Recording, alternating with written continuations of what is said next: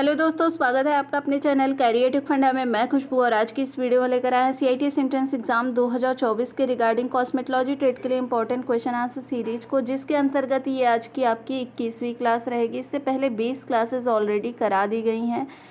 अगर आप उन क्लासेस को अभी तक नहीं देखे हैं तो प्लेलिस्ट का लिंक आपको डिस्क्रिप्शन बॉक्स में मिल जाएगा, वहां से जाकर आप पहले की सभी क्लासेस को देख सकते हैं।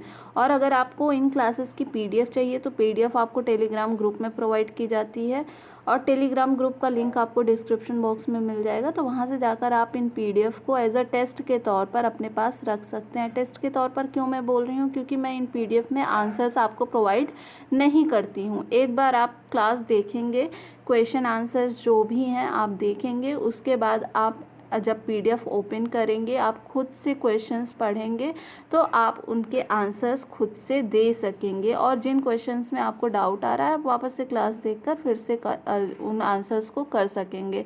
ठीक है, तो एज अ टेस्ट मतलब ये आपका रहेगा और इससे आपकी प्रिपरेशन और बेहतर हो जाएगी। तो आइए क्लास स्टार्ट करते हैं। और इससे पहले अगर आपने अभी तक हमारे चैनल को सब्सक्राइब नहीं किया है, ज़रूर से सब्सक्राइब कर लीजिए। और वीडियो अच्छी लगती है तो वीडियो को लाइक भी ज़रूर किया करिए, इससे हमें मोटिवेशन मिलेगा और मेहनत करने का। और साथ ही साथ आपको CITS से जुड़ी हर एक अपडेट भी प्रोवाइड कर दी जाती है। तो चैनल सब्सक्राइब करके बेल आइकन ज़रूर प्रेस कर लीजिएगा, जिससे जो भी नई वीडियो आती है तो उसका नोटिफिकेशन आप तक समय पर पहुंच जाए।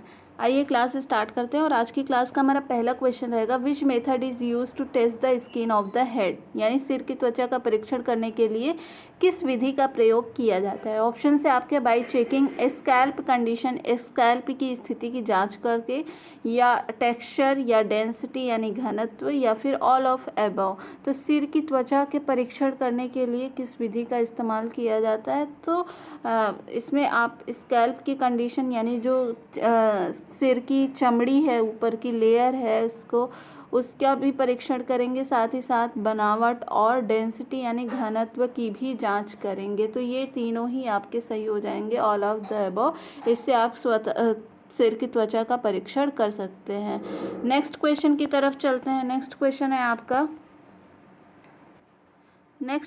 आपका, which test is done to avoid allergy before any chemical service, यानी किसी भी रासायनिक सेवा से पहले एलर्जी से बचने के लिए कौन सा परीक्षण किया जाता है। ऑप्शन से आपके प्री डिस्पोजिशन टेस्ट यानी पूर्व स्वभाव परीक्षण, या फिर पैच टेस्ट, या फिर स्ट्रैंड टेस्ट, या फिर कॉस्मेटिक टेस्ट। तो किसी भी रासायनिक सेवा से पहले एलर्जी से बचने के लिए कौन सा टेस्ट किया जाता है, तो पैच टेस्ट किया जाता है। ऑप्शन नंबर बी इस क्वेश्चन का सही आंसर हो जाएगा। नेक्स्ट क्वेश्चन है आपका, to balance the pH level of hair which products is used after chemical service, यानी बालों के pH स्तर को संतुलित करने के लिए रासायनिक सेवा के बाद किस उत्पाद का उपयोग किया जाता है। ऑप्शन से आपके हेयर जेल का, यानी बालों में जो जेल लगाते हैं उसका, या फिर शैम्पू का, या फिर कंडीशनर का, या फिर हेयर सीरम का।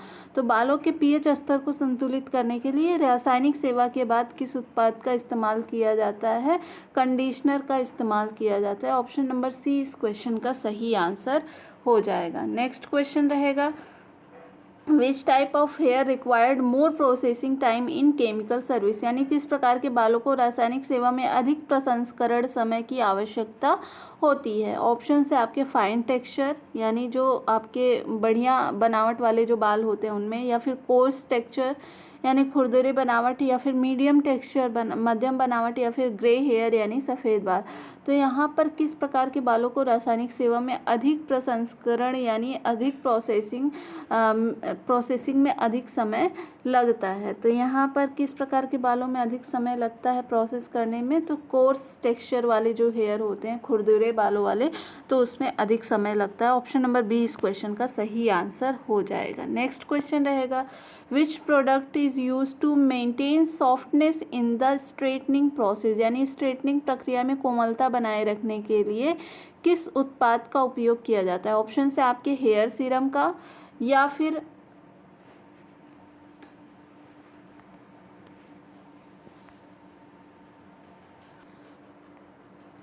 तो ऑप्शन से आपके हेयर सीरम का, हेयर मास्क का, कंडीशनर का या फिर माइल्ड शैम्पू का। तो स्ट्रेटनिंग प्रक्रिया में कोमलता बनाए रखने के लिए किस उत्पाद का इस्तेमाल किया जाता है? हेयर मास्क का इस्तेमाल किया जाता है। ऑप्शन नंबर बी इस क्वेश्चन का सही आंसर हो जाएगा। नेक्स्ट क्वेश्चन रहेगा, how to make curly hair manageable, यानी घुंघराले बालों को प्रबंधित कैसे बनाएं? ऑप्शन से आपके केमिकल हेयर रिलैक्सर से, या फिर पर्मिंग प्रोसेस से, या फिर कोल्ड वेविंग से, या फिर हेयर कलरिंग से।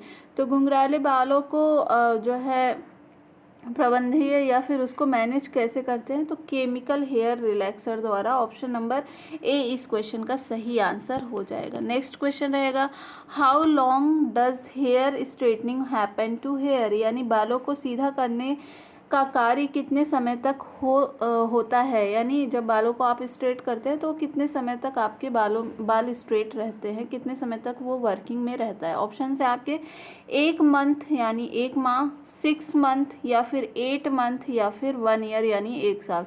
तो बालों को सीधा करने का जो कार्य होता है वो कितने समय तक बना रहता है?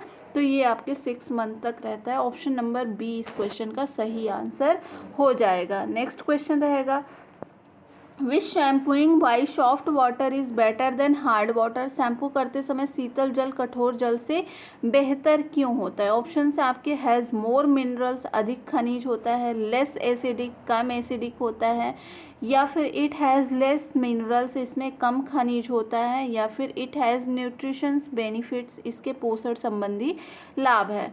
तो शैम्पू करते समय शीतल जल, आपको जैसा कि पता होगा जल 2 प्रकार के होते हैं, एक आपका जो है कठोर जल होता है, एक सॉफ्ट जल होता है ना। तो इसमें सॉफ्ट जल जो होता है वो ज़्यादा बेहतर होता है कठोर जल की अपेक्षा। वो ऐसा क्यों होता है?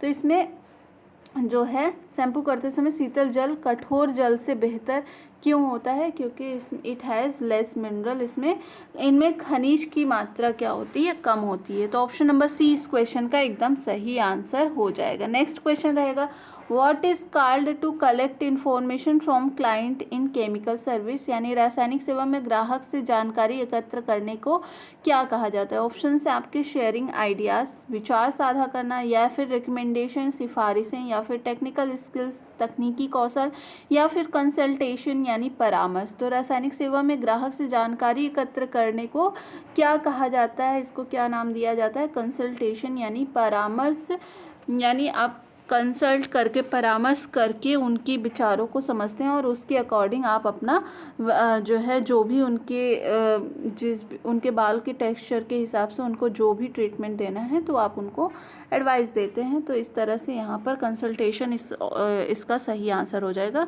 नेक्स्ट क्वेश्चन की तरफ चलते हैं। नेक्स्ट क्वेश्चन है आपका, which bond breaks occur in the smoothening cycle, smoothening चक्र में कौन सा बंधन टूटता है? ऑप्शन है आपके डाई सल्फाइड, ये डी सल्फाइड नहीं, इसको डाई बोलते हैं, डाई सल्फाइड, या फिर सल्फर, या फिर हाइड्रोजन बॉन्ड, या फिर सॉल्ट बॉन्ड। तो स्मूथनिंग चक्र में कौन सा बंधन है जो टूटता है? तो ये होता है आपका disulphide. Option number A इस क्वेश्चन का सही आंसर हो जाएगा। नेक्स्ट क्वेश्चन रहेगा, how to protect sensitive skin during smoothening process, यानी स्मूथनिंग प्रक्रिया के दौरान संवेदनशील त्वचा की सुरक्षा कैसे करना है? ऑप्शन से आपके बाई प्रोटेक्टिंग बेस क्रीम, सुरक्षात्मक आधार क्रीम लगाकर, या फिर माइल्ड शैम्पू, हल्के शैम्पू से, या फिर कंडीशनर, या फिर एस्ट्रीजेंट। तो यहाँ पर स्मूथनिंग प्रक्रिया के दौरान संवेदनशील त्वचा की सुरक्षा कैसे की जाती है? तो यहाँ पर बाई प्रोटेक्टिव बेस क्रीम, यानी जब भी आप स्मूथिंग प्रक्रिया स्टार्ट करते हैं तो चेहरे पर क्या लगाना होता है? प्रोटेक्टिंग बेस क्रीम अप्लाई करना चाहिए, जिससे जो भी केमिकल रिएक्शन हो उससे आपकी त्वचा बच सके। तो ऑप्शन नंबर ए इस क्वेश्चन का सही आंसर हो जाएगा। नेक्स्ट क्वेश्चन है आपका, when smoothening cream is used in smoothening, यानी स्मूथनिंग क्रीम का उपयोग स्मूथनिंग में कब किया जाता है? ऑप्शन से आपके आफ्टर आयरनिंग, इस्त्री करने के बाद, या एट द एंड, सबसे अंत में, या फिर in the middle of ironing, ironing जब आप करते हैं तो उसके बीच में, या फिर बिफोर न्यूट्रलाइजर से पहले। तो स्मूथनिंग क्रीम का उपयोग स्मूथनिंग करते समय, यानी यहाँ बालों की स्मूथनिंग की बात हो रही है, तो कब किया जाता है स्मूथनिंग क्रीम का यूज़, तो यहाँ पर आफ्टर आयरनिंग, जब आप बालों की आयरनिंग कर लेते हैं उसके बाद जो है स्मूथनिंग क्रीम का इस्तेमाल किया जाता है। तो ऑप्शन नंबर ए इस क्वेश्चन का सही आंसर हो जाएगा। नेक्स्ट क्वेश्चन रहेगा, on which type hair straightening cream is use during treatment, यानी उपचार के दौरान किस प्रकार की हेयर स्ट्रेटनिंग क्रीम का उपयोग किया जाता है। ऑप्शन से आपके ऑन ड्राई हेयर सूखे बालों पर, ऑन वेट हेयर गीले बालों पर, ऑन वेवी हेयर लहराते यानी कर्ली घुंघराले बालों पर, या फिर हेयर विथ सीरम, सीरम से बालों को सीरम में लगाना। तो उपचार के दौरान किस प्रकार की हेयर स्ट्रेटनिंग क्रीम का उपयोग किया जाता है। तो यहाँ पर ओनली ड्राई हेयर क्रीम का इस्तेमाल ड्राई हेयर पर किया जाता है। तो ऑप्शन नंबर ए इस क्वेश्चन का सही आंसर हो जाएगा। नेक्स्ट क्वेश्चन रहेगा, why boards are use during smoothening process, यानी स्मूथनिंग प्रक्रिया के दौरान बोर्डों का उपयोग क्यों किया जाता है। ऑप्शन है आपके टू गिव सपोर्ट यानी सहारा देने के लिए, टू गिव हेयर मॉइस्चर बालों को नमी देने के लिए, टू शेप द हेयर बालों को आकार देने के लिए, या फिर नन ऑफ द अबव यानी ऊपर इनमें से कोई नहीं। तो स्मूथनिंग प्रक्रिया के दौरान बोर्ड का इस्तेमाल क्यों किया जाता है। टू गिव सपोर्ट यानी सहारा देने के लिए बोर्ड्स का इस्तेमाल किया जाता है। ऑप्शन नंबर ए इस क्वेश्चन का सही आंसर हो जाएगा। नेक्स्ट क्वेश्चन रहेगा, what is the main element of chemical hair relaxer, रासायनिक हेयर रिलैक्सर का मुख्य तत्व क्या होता है। ऑप्शन से आपके हाइड्रोक्साइड, या फिर आपका यहाँ पर सोडियम हाइड्रोक्साइड, या फिर सोडियम बाइकार्बोनेट, या फिर ग्लाइकोलिक एसिड। तो रासायनिक हेयर रिलैक्सर का मुख्य तत्व क्या होता है, मतलब रासायनिक हेयर रिलैक्सर में क्या कौन से एलिमेंट्स मिले होते हैं। तो जो है रासायनिक हेयर रिलैक्सर में कौन से एलिमेंट्स होते हैं। तो यहाँ पर सोडियम हाइड्रोक्साइड होता है। ऑप्शन नंबर बी इस क्वेश्चन का सही आंसर हो जाएगा। नेक्स्ट क्वेश्चन रहेगा, in which condition salt bond break easily, किन इस परिस्थितियों में जो सॉल्ट बॉन्ड होते हैं वो आसानी से टूट जाते हैं। ऑप्शन से आपके हीट में, या फिर वाटर, या फिर चेंज इन पीएच यानी पीएच कंडीशन में जो परिवर्तन होता है, या फिर ह्यूमिडिटी नमी में चेंज। तो किन परिस्थितियों में सॉल्ट बॉन्ड आसानी से टूटता है। चेंज इन पीएच यानी पीएच वैल्यू में जब परिवर्तन होता है तो उसमें सॉल्ट बॉन्ड जो होते हैं वो इजीली ब्रेक हो जाते हैं। तो ऑप्शन नंबर सी इस क्वेश्चन का सही आंसर हो जाएगा। नेक्स्ट क्वेश्चन रहेगा, which is the factor of hair analysis, बाल विश्लेषण का कारक कौन सा है। ऑप्शन से आपका हेयर लाइन बाल रेखा, हेयर लेंथ बालों की लंबाई, कलर रंग, या फिर नेक लाइन गर्दन की रेखा। तो हेयर एनालिसिस के लिए सही फैक्टर क्या होता है। तो ये होता है आपका hair colour. Option number B इस क्वेश्चन का सही आंसर हो जाएगा। जब हेयर लेंथ, ठीक है, बालों की लंबाई। ऑप्शन नंबर बी इस क्वेश्चन का सही आंसर हो जाएगा। नेक्स्ट क्वेश्चन रहेगा, which part of hair structure get affected while giving permanent waving, यानी अस्थायी रूप से लहराते समय बालों की संरचना के कौन से भाग प्रभावित होते हैं। ऑप्शन से आपके क्यूटिकल एंड कॉर्टेक्स, या फिर मेडुला एंड बल्ब, या फिर क्यूटिकल एंड ग्लैंड, या फिर पैपिलरी लेयर। तो अस्थायी रूप से लहराते या फिर परमानेंट वेविंग जो कहते हैं उसको करते समय बालों की संरचना के कौन से भाग प्रभावित होते हैं। तो इसमें क्यूटिकल एंड कॉर्टेक्स जो है वो प्रभावित होता है। ऑप्शन नंबर ए इस क्वेश्चन का सही आंसर हो जाएगा, यानी जो बाहरी लेयर होती है हेयर की और बीच की जो लेयर होती है ये दोनों लेयर जो है प्रभावित होती है। नेक्स्ट क्वेश्चन की तरफ चलते हैं। नेक्स्ट क्वेश्चन है आपका, which are the side bonds break by water, यानी कौन से पार्श्व बंधन पानी से टूटते हैं। ऑप्शन से आपके पेप्टाइड बॉन्ड, या फिर सल्फर बॉन्ड, या फिर हाइड्रोजन बॉन्ड, या फिर आपका पॉलीपेप्टाइड बॉन्ड। तो कौन से कौन से ऐसे बॉन्ड हैं जो पानी से टूटते हैं।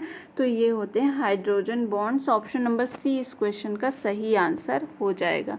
नेक्स्ट क्वेश्चन की तरफ चलते हैं, which type of hair needs minimum processing time, यानी किस प्रकार के बालों को न्यूनतम प्रसंस्करण समय की आवश्यकता होती है। ऑप्शन से आपके ब्लीच्ड हेयर, या फिर कलर्ड हेयर, या फिर फाइन हेयर, या फिर कोर्स हेयर। तो किस प्रकार के बालों को न्यूनतम प्रसंस्करण समय की आवश्यकता होती है। तो जो प्रक्षालित हेयर होते हैं यानी ब्लीच्ड बाल होते हैं उसमें कम समय लगता है। ऑप्शन नंबर ए इस क्वेश्चन का सही आंसर हो जाएगा। नेक्स्ट क्वेश्चन है, what is put on to protect the client cloth before permanent waving. स्थायी परमानेंट वेविंग के समय कपड़ों की सुरक्षा के लिए क्या लगाया जाता है। ऑप्शन है आपके टॉवेल एंड प्लास्टिक कैप, तौलिया और प्लास्टिक केप, या फिर टॉवेल एंड क्लॉथ केप, या फिर neck strip and plastic cape, गर्दन की पट्टी और प्लास्टिक केप, या फिर cloth cape and plastic cape, कपड़े का या फिर प्लास्टिक का केप। तो अस्थाई जो यहाँ अस्थाई बुनाई नहीं होगा, यहाँ पर जो है आपका परमानेंट वेविंग यानी जो परमानेंट आप कर्ल करवाते हैं, बालों में वेव करवाते हैं, उससे मतलब है। तो यहाँ पर ग्राहक के कपड़ों की सुरक्षा के लिए परमानेंट जब वेविंग करते हैं तो उस समय क्या लगाते हैं ग्राहकों के कपड़े की सुरक्षा के लिए, तो यहाँ पर टॉवेल एंड प्लास्टिक केप लगा देते हैं। ऑप्शन नंबर ए इस क्वेश्चन का सही हो जाएगा। टॉवेल और केप लगाने से ग्राहक के कपड़े खराब नहीं होंगे। नेक्स्ट क्वेश्चन की तरफ चलते हैं। नेक्स्ट क्वेश्चन है आपका, which is the main element of perm lotion, यानी पर्म लोशन का मुख्य तत्व कौन सा होता है। पर्म लोशन के मेन एलिमेंट क्या होते हैं। ऑप्शन है आपके अमोनियम थाइग्लाइकोलेट, या फिर थाइग्लाइकोलिक एसिड, या फिर अमोनिया, या फिर हाइड्रोजन पेरोक्साइड। तो पर्म लोशन का मुख्य एलिमेंट क्या होता है, ये होता है आपका ammonia thioglycolate. Option number A इस क्वेश्चन का सही आंसर हो जाएगा। नेक्स्ट क्वेश्चन रहेगा, why end paper are used in perming. Perming में अंतिम जो लास्ट में या फिर एंड में बालों के पेपर का उपयोग क्यों किया जाता है। ऑप्शन से आपके कागजात नहीं है, पेपर का उपयोग क्यों किया जाता है। तो ऑप्शन है टू प्रोटेक्ट हेयर स्ट्रैंड, बालों की लटों की रक्षा के लिए, या फिर टू रैप द स्ट्रैंड, लट लपेटने के लिए, या फिर to soak the lotion, lotion को भिगोने के लिए, या टू प्रोटेक्ट एंड्स, सिरों की बालों की सिरों की सुरक्षा के लिए। तो पर्मिंग के दौरान अंतिम में पेपर का उपयोग क्यों किया जाता है, तो इसका उपयोग किया जाता है टू प्रोटेक्ट एंड यानी जो बालों के सिरे हैं उसकी सुरक्षा के लिए पेपर लपेट दिया जाता है। तो ऑप्शन नंबर डी इस क्वेश्चन का सही आंसर हो जाएगा। अभी यहाँ पे हम जान लेते हैं पर्मिंग प्रोसेस क्या होता है। ठीक है, तो पर्मिंग क्या होता है, तो बालों में अस्थाई या अस्थाई जो कर्ल होता है उसको प्रोवाइड करने की प्रोसेस को क्या कहते हैं, पर्मिंग कहते हैं। जैसे बालों में जो परमानेंट मतलब जो कुछ लोग होते हैं जो बालों को परमानेंट घुंघराले दिखाने चाहते हैं, तो कुछ परमानेंट जो है परमानेंट पर्मिंग भी होता है और परमानेंट कर्ल होता है, और आपका टेम्परेरी कर्ल भी होता है। तो टेम्परेरी कर्ल का मतलब होता है आपके कुछ समय तक के ही लिए बाल कर्ल रहेंगे, फिर आपके वापस से बाल ओरिजिनल पोजीशन में आ जाएंगे। तो बालों को कर्ल करने का प्रोसेस ही क्या कहलाता है, पर्मिंग कहलाता है। नेक्स्ट क्वेश्चन की तरफ चलते हैं। नेक्स्ट क्वेश्चन है आपका, how many parts of are divided into single hollow wrap, यानी एक हॉलो रैप में कितने भाग विभाजित होते हैं। हॉलो रैप से मतलब है यहाँ पर बालों की सेक्शनिंग करना। पर्मिंग के दौरान पर्मिंग कैसे की जाती है, बालों की सेक्शनिंग करके। ठीक है, बालों को कई भागों में डिवाइड करके ही पर्मिंग की जाती है, उसमें पर्मिंग रॉड लपेटा जाता है। ठीक है, तो यहाँ पर वही पूछा जा रहा है, ये सेक्शनिंग का एक मतलब बालों की सेक्शनिंग के टोटल कितने टाइप होते हैं, 4 टाइप से बालों की सेक्शनिंग की जाती है। कौन कौन सी है, तो उसमें से है आपकी होलो रैप, या फिर सिंगल होलो रैप, या फिर इसी को क्या कहते हैं, सिंगल पैटर्न भी कहते हैं। ठीक है, कौन कौन से 4 होते हैं, तो पहला है आपका सिंगल होलो रैप, ये बालों की सेक्शनिंग का मैं बता रही हूँ। पर्मिंग के दौरान बालों को सेक्शनिंग 4 तरीके से की जाती है। ठीक है, इसको आप नोट कर सकते हैं, सिंगल होलो रैप,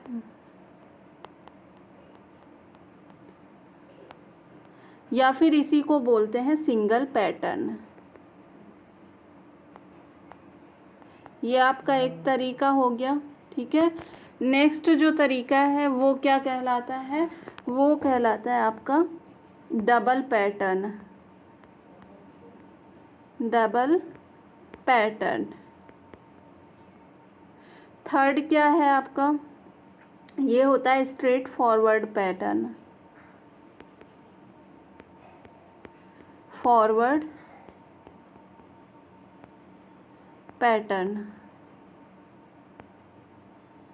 और सबसे लास्ट फोर्थ क्या है आपका बालों की सेक्शनिंग करने का, तो ड्रॉप्ड क्राउन पैटर्न। ठीक है, ड्रॉप्ड क्राउन पैटर्न। तो ये टोटल 4 तरीके होते हैं बालों की सेक्शनिंग के। अब हम सबसे पहले बात करते हैं जो आपका हॉलो रैप का तरीका होता है, सिंगल हॉलो रैप। तो इसमें क्या होता है कि ये एक जो है प्री हीट परमानेंट वेव के लिए सिंगल पैटर्न का प्रयोग किया जाता है। ठीक है, और इसके अंतर्गत क्या किया जाता है, बालों को 9 भागों में विभाजित किया जाता है। ठीक है, कितने भागों में डिवाइड किया जाता है सिंगल हॉलो रैप में, तो 9 भागों में डिवाइड किया जाता है। और ये जो है ये सबसे पुराना जो है तरीका है। इसमें इस तरीके में क्या किया जाता है, बहुत ज़्यादा समय लगता है, जिसकी वजह से अब जो है सिंगल हॉलो रैप का इस्तेमाल नहीं किया जाता है पर्मिंग के लिए। ठीक है, नेक्स्ट जो डबल क्या है, डबल पैटर्न है, उसके अंदर बालों को कितनी सेक्शनिंग की जाती है सेकेंड तरीके में, तो उस डबल पैटर्न में बालों की सेक्शनिंग 8 भागों में, बराबर 8 भागों में विभाजित किया जाता है बालों को।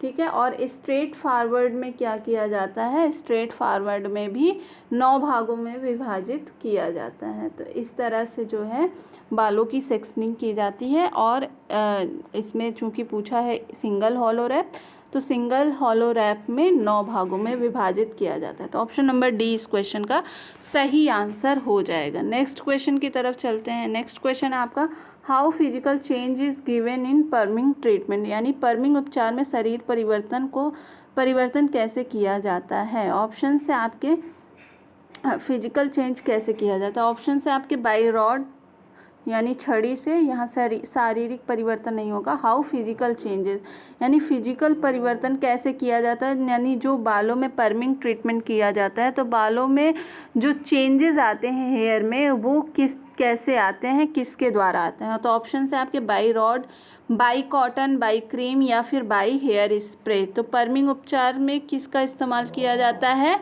रॉड का इस्तेमाल किया जाता है, पर्मिंग रॉड का इस्तेमाल किया जाता है, जिससे बालों की जो साइज या शेप होता है उसमें चेंज आ जाता है। तो ऑप्शन नंबर ए इस क्वेश्चन का सही आंसर हो जाएगा। नेक्स्ट क्वेश्चन है when the perming process time is determines, perming processing का समय कब निर्धारित होता है। ऑप्शन से आपके आफ्टर रॉड एप्लीकेशन, रॉड लगाने के बाद, या फिर आफ्टर सेक्शनिंग के बाद, या आफ्टर शैम्पू के बाद, या फिर आफ्टर ब्लॉक करने के बाद। तो पर्मिंग प्रोसेस का समय कब निर्धारित किया जाता है, तो ये होता है आफ्टर रॉड एप्लीकेशन, रॉड लगाने के बाद से। ठीक है, ऑप्शन नंबर ए इस क्वेश्चन का सही आंसर हो जाएगा। नेक्स्ट क्वेश्चन रहेगा what is the pH of hair, बालों का पीएच मान कितना होता है। तो बालों का पीएच मान कितना होता है, 4.5 से 5.5 के बीच बालों का पीएच मान होता है। ठीक है, इसको आप याद कर लीजिएगा। बालों की पीएच वैल्यू कितनी होती है, 4.5 से 5.5 तक। नेक्स्ट क्वेश्चन है आपका what is the pH of cold wave lotion, जो कोल्ड वेव लोशन होता है उसका पीएच मान कितना है। तो कोल्ड वेव लोशन का जो पीएच एक्चुअल पीएच वैल्यू होती है वो कितनी होती है, 9 से 9.6। ठीक है, 9 से 9.6 इसकी वैल्यू होती है कोल्ड वेव लोशन की। ठीक है, इसको भी आप याद कर लीजिएगा। नेक्स्ट क्वेश्चन रहेगा under what condition should we not have permanent waving, यानी किन परिस्थितियों में हमें अस्थाई यानी परमानेंट वेविंग नहीं करनी चाहिए। ऑप्शन से आपके एलोपेशिया जब है, या फिर टिंटेड हेयर है, या फिर स्कैल्प एब्रेशन है, या फिर डैंड्रफ है, रूसी है। तो यहाँ पर किन परिस्थितियों में परमानेंट वेविंग नहीं करनी चाहिए, जब स्कैल्प एब्रेशन है यानी खोपड़ी में आपकी खुजलाहट है या खरोचे हैं इसको कह सकते हैं, तो तब इस कंडीशन में जो है आपको पर्मिंग प्रोसेस नहीं करनी चाहिए। ठीक है, परमानेंट वेविंग नहीं करना चाहिए। नेक्स्ट क्वेश्चन और आज की क्लास का हमारा लास्ट क्वेश्चन रहेगा the reaction of wave lotion depends on what type of hair condition, यानी वेव लोशन की प्रतिक्रिया इस बात पर निर्भर करती है कि बालों की स्थिति किस प्रकार की होनी चाहिए। ऑप्शन है आपके डेंसिटी एंड इलास्टिक, घनत्व और लोच होना चाहिए, या पोरोसिटी एंड टेक्सचर, सरंध्रता और बनावट होनी चाहिए, या फिर इलास्टिसिटी या टेक्सचर, लोच और बनावट, या डेंसिटी एंड लेंथ, घनत्व और लंबाई होनी चाहिए। तो वेव लोशन की प्रतिक्रिया इस बात पर निर्भर करती है कि बालों की स्थिति आपकी कैसे होनी चाहिए, पोरोसिटी और टेक्सचर होना चाहिए, बालों में पोरोसिटी और टेक्सचर होना चाहिए, तभी आप वेव लोशन का इस्तेमाल कर सकते हैं। ऑप्शन नंबर बी इस क्वेश्चन का सही आंसर हो जाएगा। ठीक है, तो आज की क्लास में बस इतना ही। आई होप आपको ये क्लास अच्छी लगी होगी। अगर क्लास अच्छी लगी है तो वीडियो को लाइक ज़रूर करिएगा, और मिलते हैं नेक्स्ट क्लास में मिलते हैं नेक्स्ट वीडियो में नई क्लास के साथ। तब तक के लिए बहुत बहुत धन्यवाद।